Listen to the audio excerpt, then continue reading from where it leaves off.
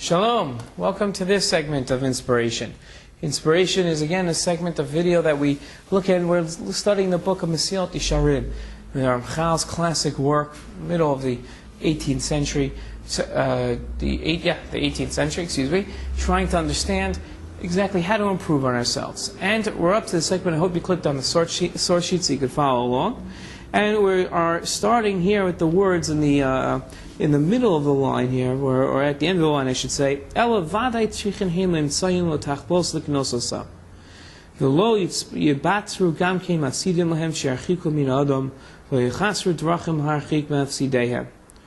The last segment we had discussed, and what the Ramchal is discussing before he gets to this section, is the idea that one has to put effort into improving himself. That while, yes, that self-improvement does come naturally, at the same time, we do have to put effort in. He differentiated between other natural things that are, for instance, eating and sleeping. So while self-improvement is natural, it doesn't come naturally to us, and therefore we have to put time into it.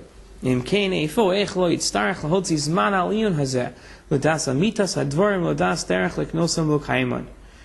it says the Ramchal, he says, if it does take effort, then we need to find the time for it. We know that the most valuable commodity in the world, more valuable than gold, more valuable than silver, more valuable than the almighty dollar or shekel, is the idea of time. Time is the most valuable, as we know that somebody that's running out of time can pay all the money in the world and he can't get any more. So time becomes for man a way to reflect his values, to reflect what is actually important for him. That is the idea of the importance of time. Therefore, says the Ramchal, if one really wants to improve on himself, and one really wants to do well, he has to find the time to be able to do it. Because how we divide our time tells us exactly what we hold as precious. And if we really do understand that working on ourselves and improving ourselves is important, then we'll put the time towards it. Says the Ramchal, Mein tavo hachachma hazos b'lev adam im lo yivek shiena. V'keivan shekvar hamisas eitzel kol chacham tzorech tmimus avoda v'chovas ta'araso nikiona shezulas ela eina nitzres v'adei chal. El nemeses u'muso eves. Ki kol uvavos dorish Hashem v'chol yetzer machshavos u'mevin. Mana neba b'yom tochacha. Im Yisrashul min ha'iyun hazeh v'nachnu ha'davar shel kol kach mutal aleinu shu ikar ma Hashem Elokeinu shol mimanu. We know that there are really two types of learning that we find in the Beit Midrash. The first type we call Bekiyut, and that's broadly covering a large spectrum. That's the Daf Yomi Shir, where we get so much information just to have the background. But the real Talmud Torah, the real learning is found in what we call Iyun. Iyun is analysis. He's taking an idea and breaking it down to its basic components. That's what Talmud Torah is all about. It's not about covering broad information or memorizing a lot. Rather, it's about that analysis. And really, if we think about it, having a broad knowledge of medicine, just to take another science as an example, is valuable, but you want your doctor to be able to have a deep analysis of the ideas. That is the same idea that we have here when it comes to really any method of knowledge. And when we're trying to figure out how to improve on ourselves, that idea is essential for us to keep in mind, that it requires iyun, that it requires analysis, and one has to sit and figure out their problems and figure out the things that are making them hesitate from becoming better people. That's the idea, and that says the Ramchal is how, if not putting time forth and not putting analysis into improving on ourselves, we can't even dream of any form of success. That's the idea.